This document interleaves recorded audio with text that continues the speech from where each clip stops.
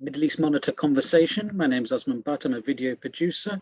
My guest today is Nasser Weddady, who is a MENA consultant, expert on MENA politics, a Mauritanian activist, among other titles that he holds. Nasser, thank you for joining us today. Thank you for having me. It's a pleasure. So in 2019, Mauritania got a new president. And since then, we've noticed this drive against corruption that's taking place in the country. And it seems to be that there's some kind of reform agenda going on here. What could you perhaps talk to us a little bit about that? You want the long version or the short version? The true version. Yeah. So, yes, there was a transfer of power in the country. And it was after 10 years of the rule of General Mohammed Abdelaziz, who came to power through a military coup, toppling the first democratically elected president of the country's history. It's the late Sidi Sheikh Abdullah, who passed recently.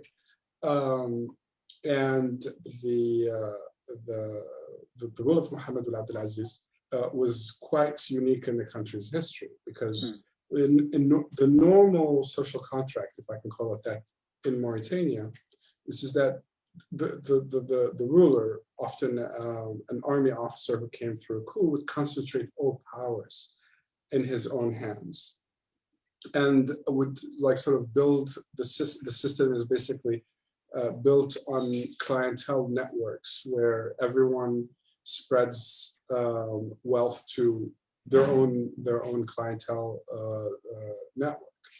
But with Abdelaziz was unique because he not only concentrated political power, but in a first in the history of his country, he concentrated also the economic power. And he, through a series of intermediaries, it went in 3 phases.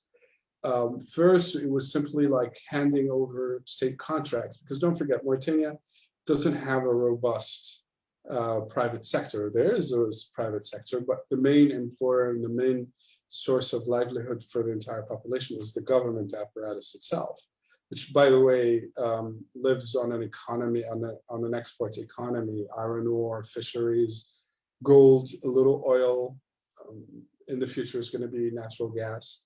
And that wealth, in the first phase of Mohammed Abdelaziz's rule, he started channeling it to hand-picked sort of portmanteaus, like men who he chose. And this was in all the sectors. In the second phase, the activity expanded as the only explanation that we can get is that men basically got comfortable because, strong with international backing and with a weak civilian opposition, he could do as he pleased. And then he got into the real estate business, like getting involved in massive appropriation or extra of real estate properties in the city and beyond, and was done even for family gain.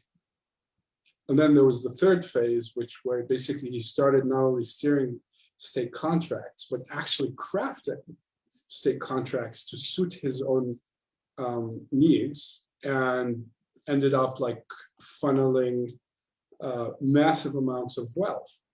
And this was going, possibly was going to go on, but like it seems that the military, after the end of the 2 terms, his 2 terms, because Mauritania's presidential terms are constitutionally limited to 2, there was a maneuver where he tried to appear to be abiding by the constitution, but at the same time goading his parliamentary base, basically this is the state party, to start agitating and campaigning for a 3rd term, for a constitutional amendment. And they actually started doing it. But then the real master came in, which is the military, and they were like, absolutely not. And it's like, there's a famous incident, this happened circa 2018, because at the time the country was rife with speculation. No one knew exactly what was going on. It looked for a second that this attempt was going to pass. So Will Abdelaziz calls the head of the state party, it's called Ittihad min Ajl Jamhuriya, I stopped bothering remembering the acronyms because they change with every regime, but it's still very much the same mass and network of people.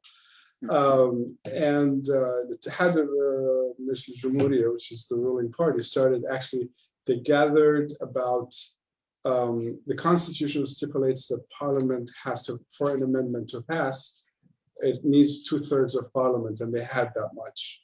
And they had actually gathered, like there were like 4 or 5 names short of the full 2/3.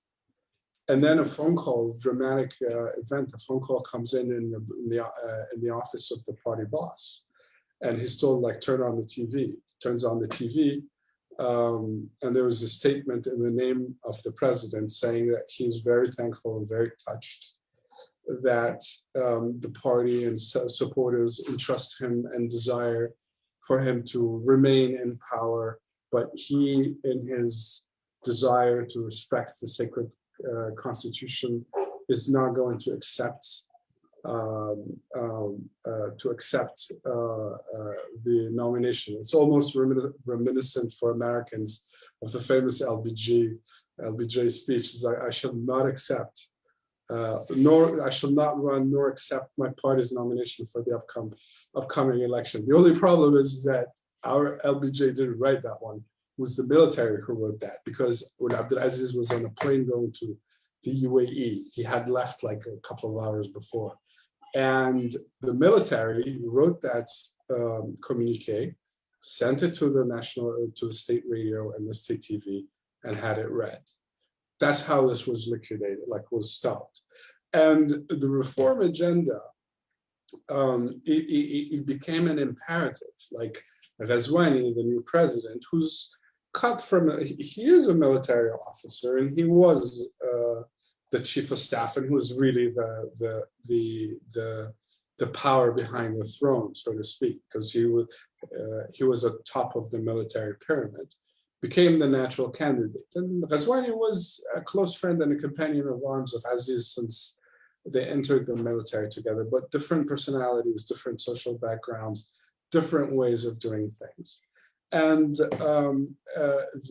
then Ghazwani, as he campaigned, although that like sort of his campaign was, let's say, was undermined by his undesirable friend Aziz, who never missed an opportunity to minimize Ghazwani and make it appear like he is his Medvedev type of situation. And Ghazwani, all of like, he comes from a certain social background where people don't shout, don't yell. You can barely notice if they're angry. If they're angry, like the Mauritanian joke goes is like something along these ways. It's like if you poke your finger in their eye, the guy would say something, oh, be careful, you're gonna hurt your finger. That's the culture. And Ghazwani took it down politely, etc. But then he won the election and he became boss. And it was apparent that Aziz's plan was to cultivate this perception that he was going to become the power behind the throne. And he came back from an overseas trip, and he tried to take over the ruling party. And of course, as you could, like, this is not a party where there's an ideology or any particular political belief. The only belief there is that we're loyal to whoever sits in the palace, period. We're loyal to the chair, not even to the man. Of course, they sent Aziz packing. That's when all of this exploded. But the backdrop of it is that Ghazwani's legitimacy and the population willingness to accept him and accept another military man was a desire to see some accountability in what has to be the plunder of the century. Like, Mauritania has never seen this level of predatory theft, appropriation of state funds, enrichment, illicit, illegal enrichment, And it got to the point where people like bloggers and activists would basically ride in their cars and like broadcast in Facebook Live and broadcast their location and be like, look, this is Aziz's palace. This is his wife's shopping mall. This is his son's this is his daughter's this. Around the city. It became like unbearable. And the pressure was immense and remains immense to say accountability. Then a parliamentary commission was appointed. And it started compiling a report that was, they used two foreign consulting firms, one for like to do forensic accounting and one to do the legalese. And it was a 326-page report, which by the way didn't cover everything. They picked specific deals, projects to show mishandling, impropriety, theft. I mean, there's no other word. Of course, I mean, probably your lawyers would say, will beep me right now and say alleged, alleged, alleged. I take the responsibility for my words. It's not alleged. It was real. And that parliamentary report was sent over to the Attorney General. We have a French system. This was a French colony. And the investigative judge sent it over to the Attorney General, and the official indictments are expected now anytime. Of course, the big tension right now is that many in the opposition, or more, to be more accurate, the youth movements, mainly online, are pointing out that their skepticism, because many of the people who are involved in these issues are still in power, are still in their positions. And people basically, there's a huge debate going on like in the country, is like, is this for real or is this just a comedy? Is this, people are confused. But from my own personal experience, what I can say is that like, had you told us 2 years ago that there's going to be a parliamentary report of 326 pages detailing the systematic theft of Mauritanian wealth, I would have said, no, that's science fiction. Yet it happened. My point is that like the Ghazwani style seems to be incremental, non-confrontational, but at the end of the day, pragmatically will get to where he needs to get. So it's asked for the reform. So it's not only a matter of reform, it's become almost a matter of political stability and credibility of the existing regime. That's very interesting, because as I'm sitting there and I'm nodding along and listening, I keep thinking, well, there's parallels here for other countries, right? So when we start talking about the military and the military saying you have to leave now, this really does resonate with the Egyptian example. Is there is it a fair comparison? Is there a cross like we can take between Mauritania and Egypt in this matter? I think it's a very fair comparison, because don't forget, like Anwar Ayman Noor and the heads of what became the Egyptian opposition in 2005, they were shouting in the streets in Cairo, like cheering on the Mauritanian example, because then Mauritania had a democratic transition and had elected a democratically elected president, and then the military toppled them. It's more like, is it fair to compare Egypt to Mauritania? Because it seems Egypt seems to be following in the footsteps of Mauritania. And that's a point that I've made oftentimes to my Egyptian friends, telling them and many of them grasp that there was a lot to learn from the military-civilian relationships from the Mauritanian example that could be applied in Egypt. And the fact is, yes, the similarity is that in both societies, the military detains the ultimate power. The difference right now is that because the military went through a massive stress event, which was the uprising of January 25, 2011, at the top of Mubarak, the military wasn't aloof either to the idea of getting rid of Mubarak, the same way the military was not actively pushed out to Abdelaziz from power, because they realized that this guy was a threat to their kingdom. At the level of corruption and mishandling, and frankly, the popular fatigue from etc. pushed them to do that. And again, militaries are not exactly the most democratic institutions. And that holds true for both countries. But what is interesting, the contrast here between Egypt and Mauritania, though, is big because despite everything, Mauritania remains light years ahead of many of the Arab countries in terms of free speech. Yes, you could be jailed, and it happens so every now and then somebody gets arrested for saying something, etc. But they're not going to be killed. They're not going to be held incommunicado forever. Yes, they would be trumped up charges. Happened within my own family. My own brother was thrown in jail over like a ridiculous charge that was completely fabricated.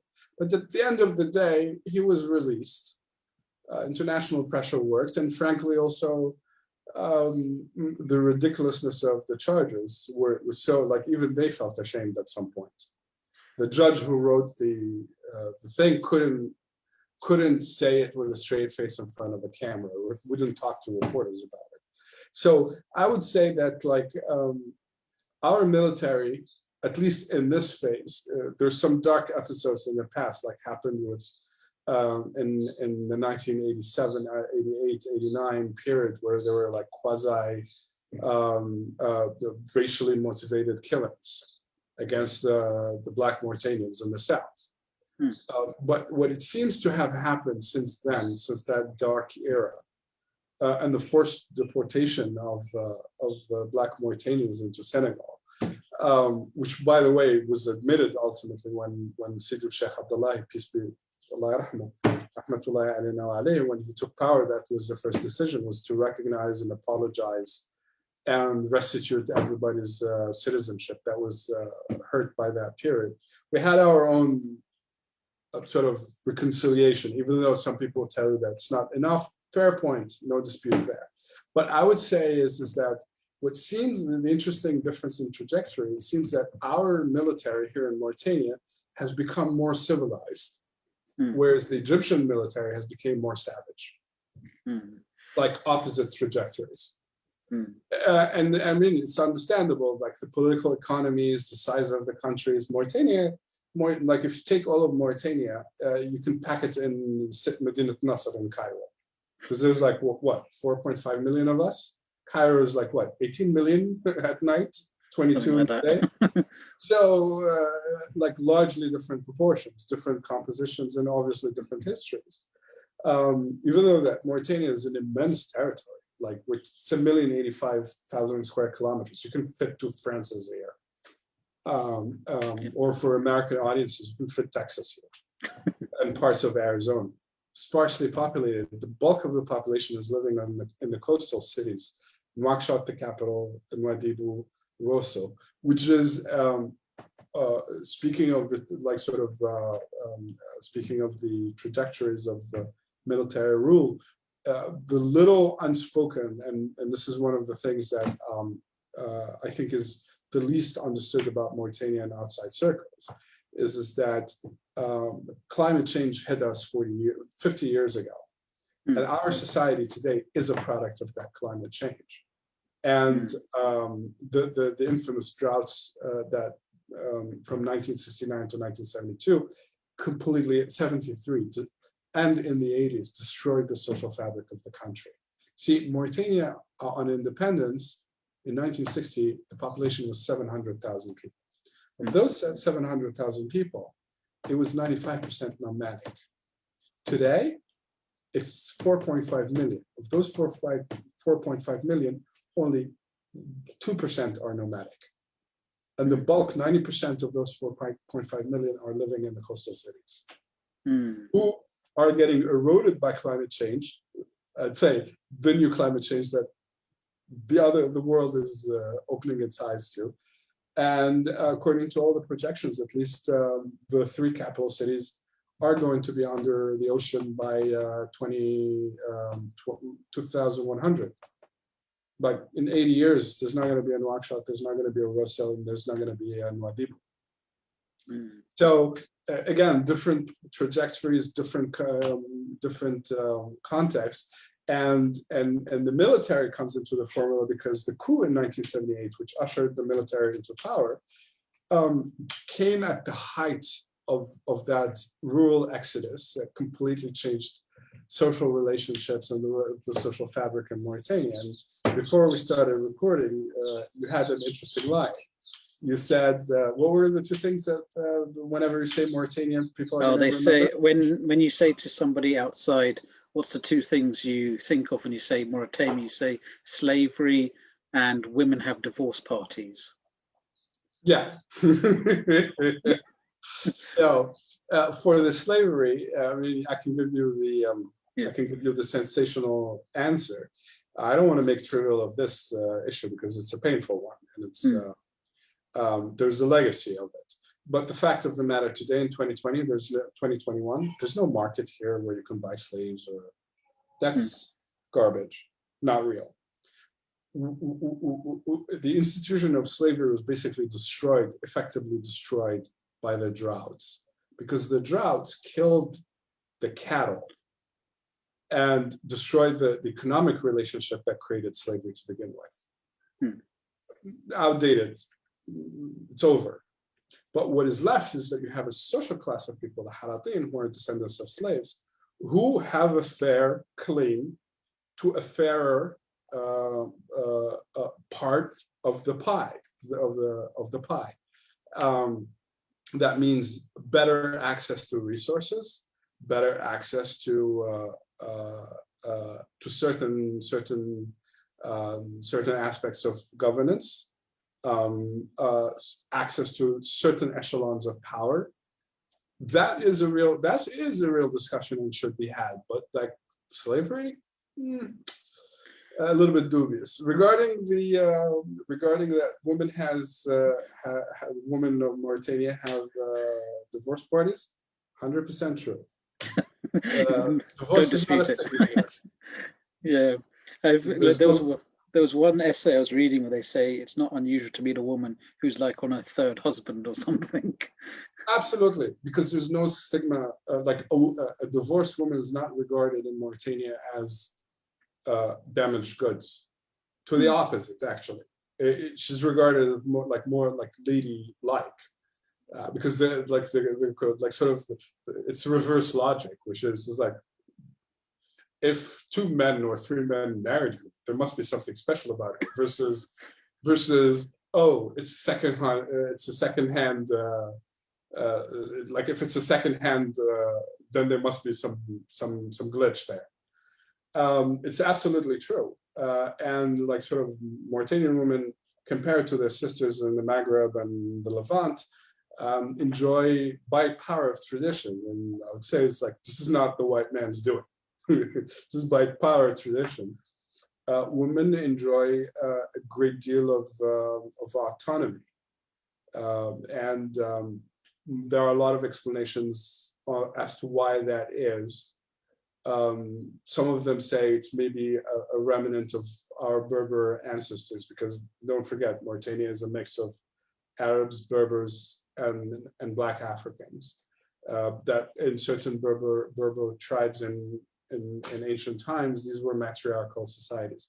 Maybe we inherited that, because that's probably the best explanation that I come across to the fact that, for example, social mixing is not a problem. Like it's like, for example, in the Levant, this is absolutely unheard of.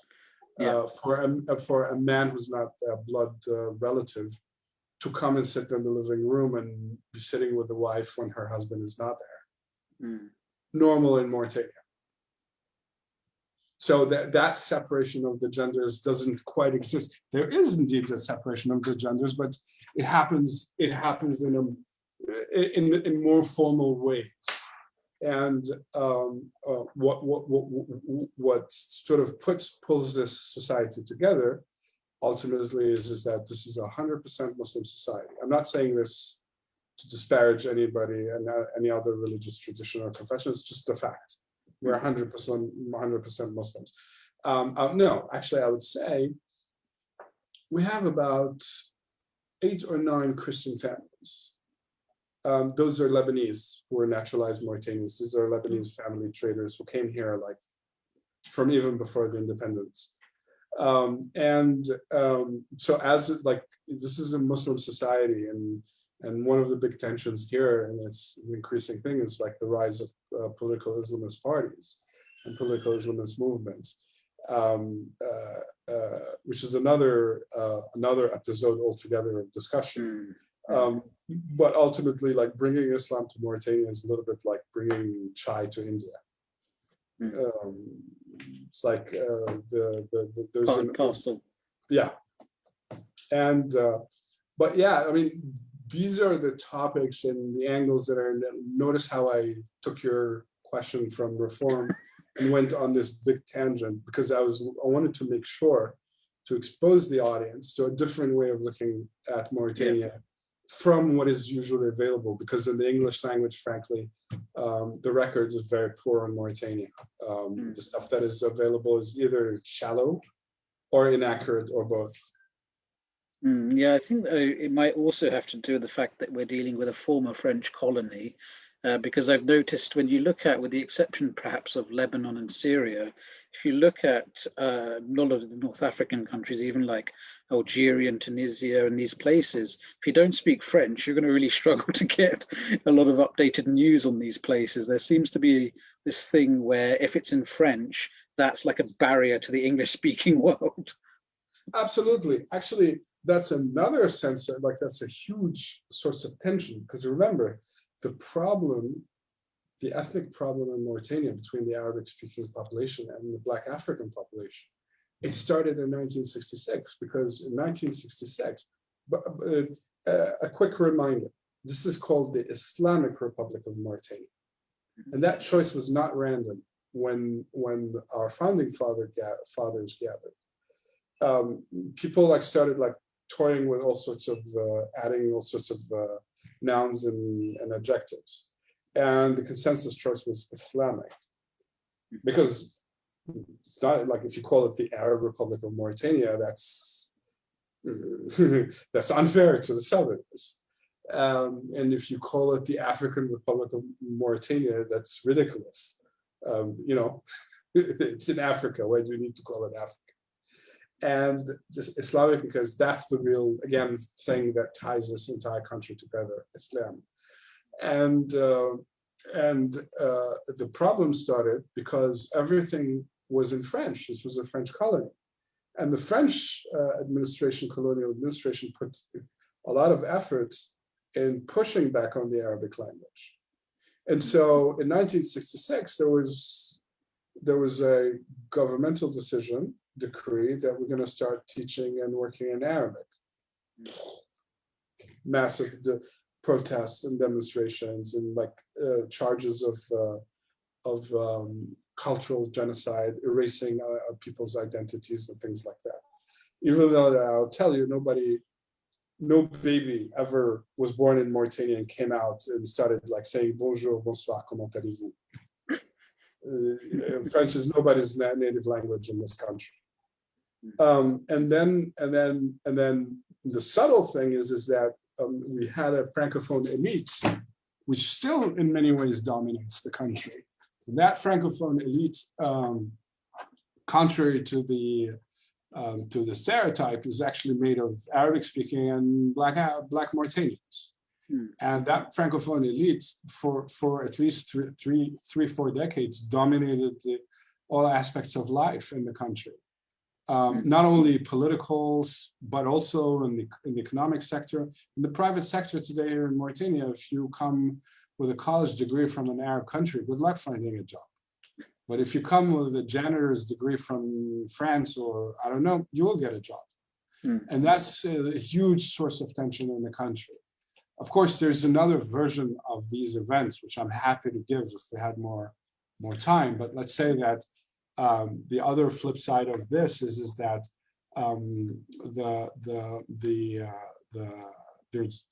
there's a voice, or there's a current in the Black African community, that says that the removal of French is akin to the imposition of the Arabic language, and therefore the imposition of Arabness as an identity on people who are not Arabs and have no desire to be Arabs, which is an argument that has its merits to a certain degree, especially at the time. I was receptive to that argument at the time when, you know, Arab nationalist movements had a very strong presence in the country and influence, like the Baathists. The Baath Party was a political power in this country, at least all the way up to 1990, before it was destroyed. And the Nasserite movement also had a very strong presence here, and their discourses were I'm careful with using the word racist, but I would say definitely exclusivist. They wouldn't. They were not interested in anything that was non-Arab. Again, there's a painful history there because, without turning this into a condensed Mauritanian history, in 1987 there was an attempted coup, alleged attempted coup by officers who were from the south, and these people were killed. Of course, there's a huge debate over whether there was an actual coup or not up till this day. But the bottom line is that, like, there was indeed, yes, Arab nationalist movements were very strong in the country, and there was reasonable fear of having one's cultural identity getting erased. With that said, however, as I said, no one is born in this country, no baby is born in Mauritania speaking French. Yeah. And the fact of the matter, if we go into pre-colonial times in Mauritania, again, I would go as far as saying that this identity marker of blackness versus whiteness, etc., it wasn't an accurate indicator, because you have blacks coming and learning and taking ilm from under Islamic scholars who were Arabs, and you have the reverse, and you had tribal alliances between black like Halpularan and Fulani and tribes and Soninke tribes with other Arab or Arabic-speaking tribes against a respective, the similar configuration, but on the other side. And I once was asked a funny, like, sort of, I was asked, to me it was shocking. Somebody on Twitter wrote me something to the effect of, since when did Mauritania become relevant in the Maghreb and in the Arab world? And my response was a bit sarcastic, but a little bit annoyed. It was like, yes, since April 1087, when the Almoravids won the Zalaga battle in Andalusia.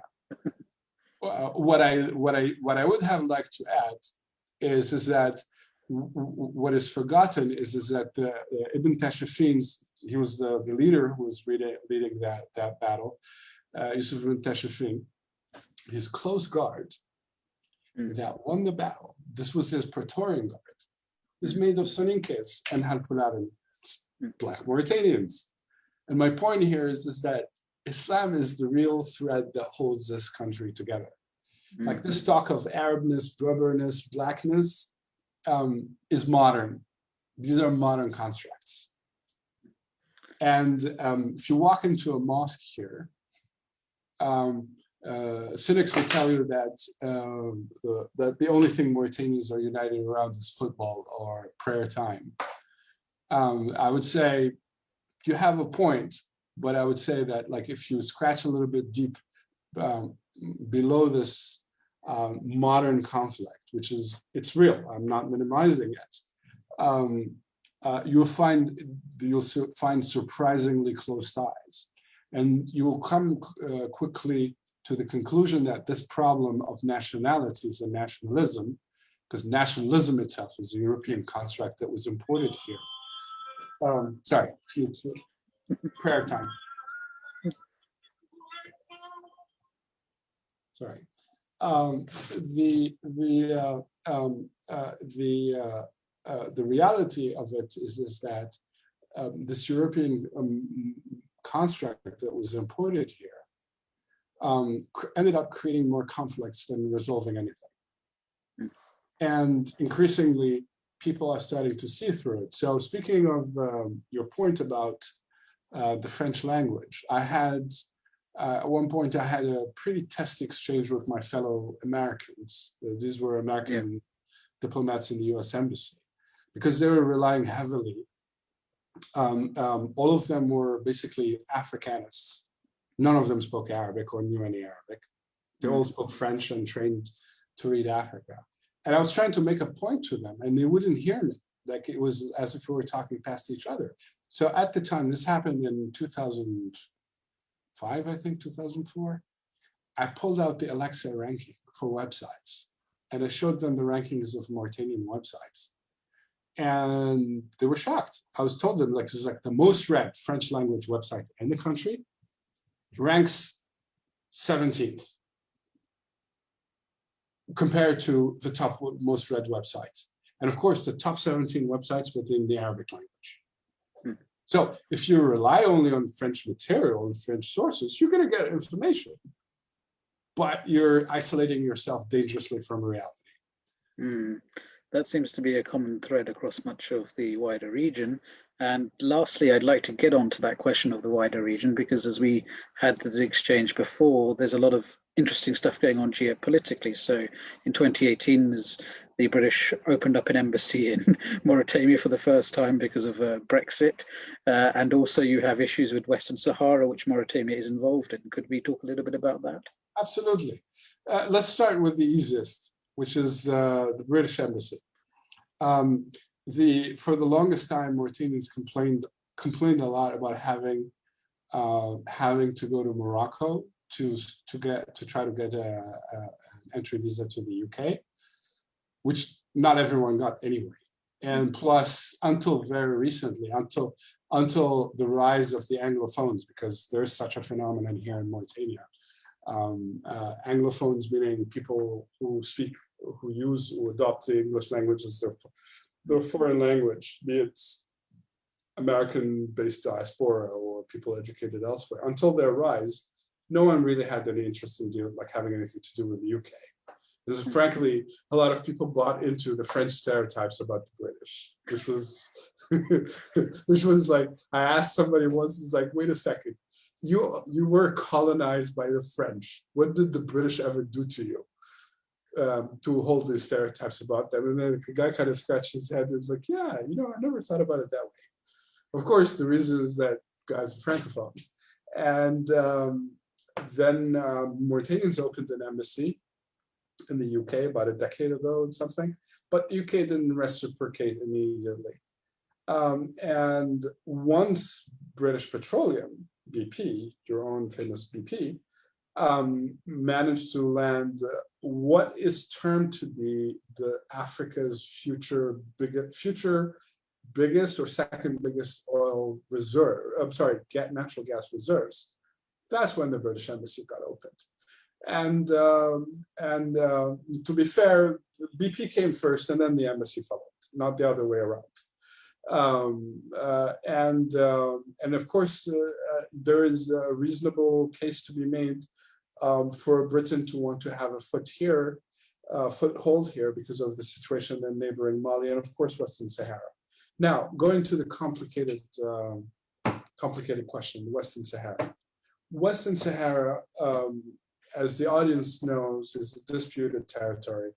From the Moroccan point of view, it's an integral part of Morocco that was only separated by Spanish colonialism and French colonialism. Then there's the other point of view, which is the UN's point of view and the Polisario, the Front for the Liberation of Sagat al-Hamra and Wadi Dhahab. That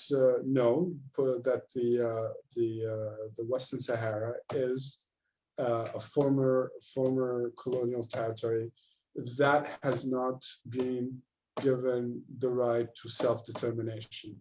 And the right to self-determination means organizing a referendum for the native population as reflected by the latest Spanish census of 1973, to vote and choose whether he wants to be part of Morocco or to gain independence. Mauritania was party to the conflict from the beginning because Mauritania had its own reasons, which were that Mauritania itself, when it gained independence, Morocco wouldn't recognize it as an independent sovereign country and claimed sovereignty over Mauritania. and withheld recognition until 1969 or something like that. And Mauritania didn't enter the Arab League until 1973 because of that Moroccan veto. Because as you know, the Arab League decisions can, and that's the ultimate bug, thank you, Britain, that was left in it, which is that no decisions have to be always unanimous, completely paralyzed bodies. And the Mauritanians finally got into the Arab League, were admitted, and Morocco recognized them. And then in the death throes of the Spanish Empire, I don't know if you could call it even that, by 1973, Morocco started basically sending out feelers, etc., and they offered the Mauritanians a deal, which they obviously couldn't refuse, which was, let's split the territory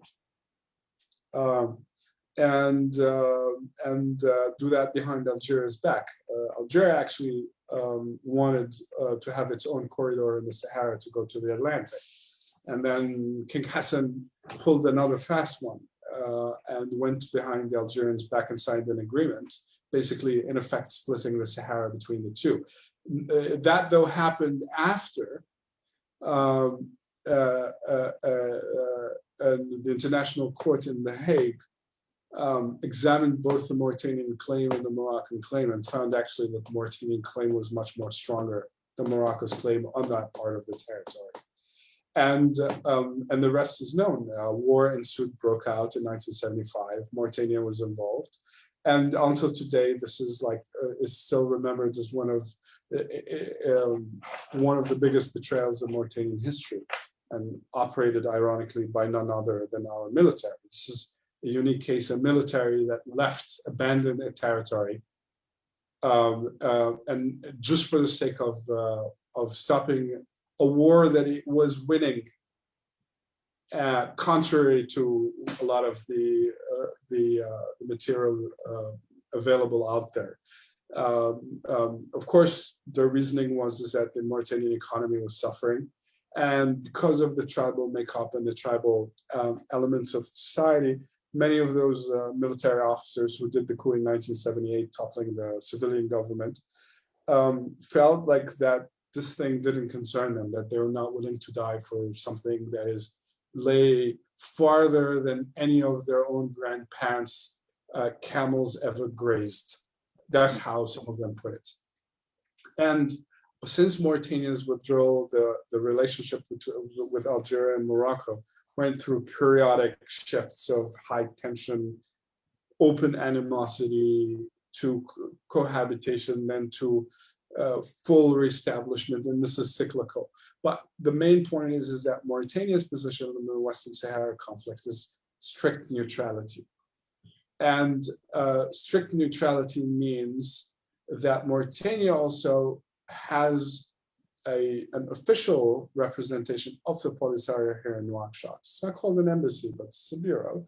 And Morocco tolerates that because it knows the predicaments that Mauritania has. And for the Mauritanians, like again, it's the eternal problem, being sandwiched between the two giants. Algeria, 35 million armed to the teeth with vast oil resources, and Morocco, a growing, rising economic power of 35 million, also armed to the teeth. How can we survive between the two of these?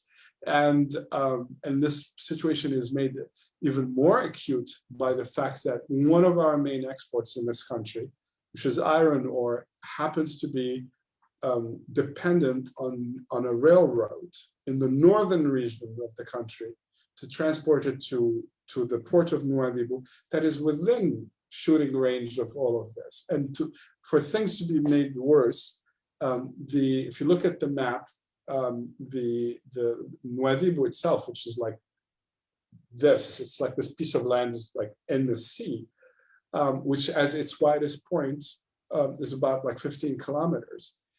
Half of it, the outside western half, is technically part of the disputed territory, which from the Mauritanian perspective means that anyone who enters that territory can shoot mortars at our economic lung, which is an unacceptable solution for Mauritania. So the Mauritanians' conundrum is that, no, we're not going to go to war over this, but we don't want anybody to get into this, to trample over our vital national security interests.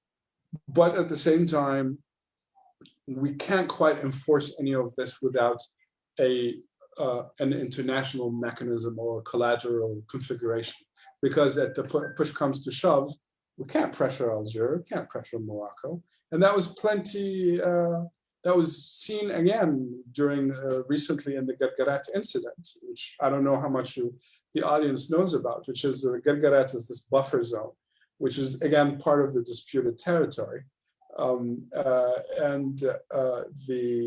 Was basically a no man's land of sorts, and the Polisario went there and blocked, or activists at least blocked, the passage route between Morocco and Mauritania going through Gargarat, and as a result, for a few days, people ran out of vegetables in Mauritania, in Nouakchott. And that was a wake-up call to the Mauritanians. They were like, we can't allow this to happen again. And there's serious talk about like investing massively in agriculture, because the Mauritanians increasingly feel it's like, both sides are our brothers. Like, if you heard a Sahrawi, if you take a Levantine, even a Moroccan or an Algerian, and you put a Sahrawi and a Mauritanian next to each other, and they started speaking Hassaniya, the non-Hassaniya speaker wouldn't be able to tell the difference which is which. That's how close we are. It's even closer than a Jordanian or a Lebanese or Syrian to each other. Same tribes, families split by the border. And so like it's an extremely painful and acute problem, which unfortunately doesn't seem like both sides are not budging, notwithstanding what Trump did recently, recognizing Moroccan sovereignty. My friends in DC tell me that that the Biden administration may not even recognize the recognition, might act actually like it didn't happen. We don't know. The point is that the conflict is still ongoing, and there are 300,000 to 400,000 Sahrawis in the camps in Tindouf who are aspiring for independence. And on the other side of in the territory controlled by Morocco, there are like these bustling and growing cities where the Moroccan domination, the Moroccan presence looks like a done deal. It's a fact on the ground. What would like the Mauritanians see happen? From a Mauritanian perspective, they would love to be able to drive peacefully all the way, visit everybody, and for families to get together, regardless. When is it going to happen and how it's going to happen? I think that we're more likely to find, to have the illusory and elusive Middle East process accomplished before we get the Sahara problem resolved. Okay, and is there anything else you'd like to add? Yes, I would say that Mauritania, to all the audience, is like Mauritania is a fascinating country that at the same time is far from the Levant and even from the Maghreb, but it has some of its features that are extremely similar, and also it has features that render it vastly different. It's that interaction that makes this country so fascinating. And I think that there are, for those of us who are interested in democracy and rule of law and democratization and human rights, Mauritania is also an interesting test lab where a lot of experiments have been conducted and are ongoing that can offer some useful lessons about the problem of democratization and good governance for the rest of the Arab world. Nasser Weddady, thank you for talking to us over at MEMO Conversations. To our audience, join us for next week for more conversations. Thank you very